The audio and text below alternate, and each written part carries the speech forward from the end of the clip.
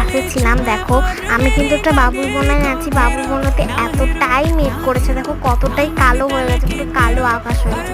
হ্যাঁ, তো দেখো আমি কিন্তু আবৃত্তি ক্লাসে ছিলাম। এটা হলো আমি যেখানে আবৃত্তি শিখি তার ঘরে, আমি এখান থেকে আমি কিন্তু ভিডিও করছিলাম। এই দেখো কতটাই মেঘ, আর এটা কেমন একটা আকাশ ছিল।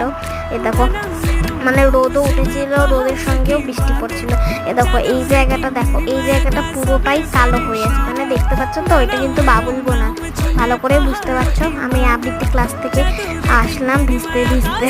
তো দেখো মা ছাতা নিয়ে গেছিল, তাও আমি ছাতা থেকে বাইরে বেরিয়ে ভিজছিলাম।